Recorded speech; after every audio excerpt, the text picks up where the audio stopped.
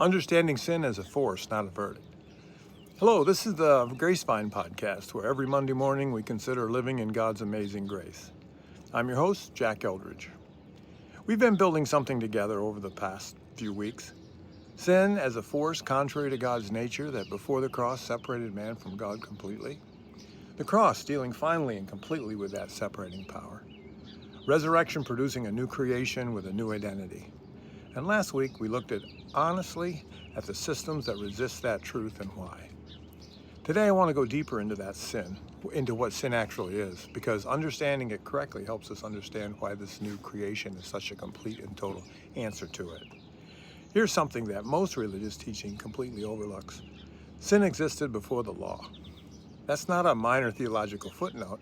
That's a fundamental reorientation of the entire conversation.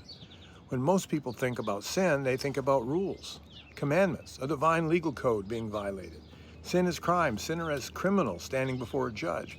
That framework is so deeply embedded in religious culture that most people never stop to question it. But Paul in Romans makes a careful and important argument. Sin entered the world before the Mosaic law existed. People died, which Paul connects directly to sin, long before Sinai, long before the commandments were given. This means sin cannot be primarily or essentially a legal category. The law came later. Sin was already there. So what is it? It's a force, an energy, a power operating in the world that's contrary to God's own nature. Think of it less like a courtroom and more like a current. Less like a criminal record and more like a gravitational pull towards what diminishes and destroys rather than restores and gives life. And before the cross, that force did something specific and devastating. It separated man from God. That is what we established in episode 1. The separation was real. The gulf was complete, and nothing human could bridge it. Now here's why understanding sin as a force rather than verdict matters so much.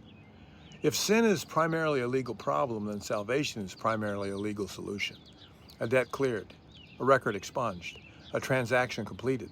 That's not wrong, but it's radically incomplete because it addresses the record without addressing the force. And a person whose record is cleared but who remains dead remains under the dominion of the force. He has not yet experienced what salvation fully is. But if sin is a force, and it is, then the complete answer to it is not merely legal. It is a creation of a new nature that is no longer under the dominion of that force. A nature that's genuinely alive to God. That is what a new creation accomplished. Not forgiveness, though that's real and glorious, but the creation of something that by its very nature stands in alignment with God rather than against Him. Paul says in Romans 6, how can we who died to sin still live in it? The question answers itself. You died to it. A new nature came into existence that is not at home in what the old nature was shaped by. Now, and this is critical to everything we've been building, there's a difference between the sin that's separated and what remains after the cross.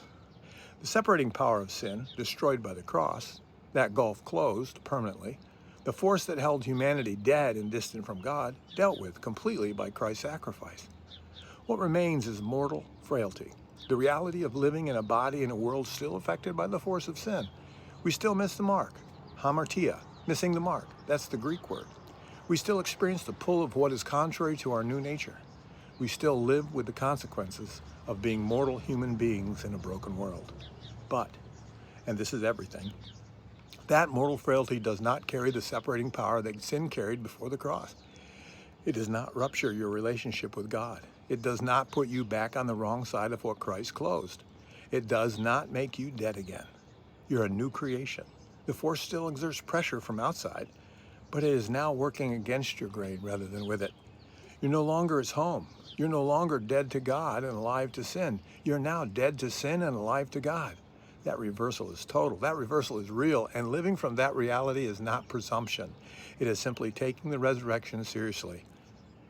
A new episode every Monday morning.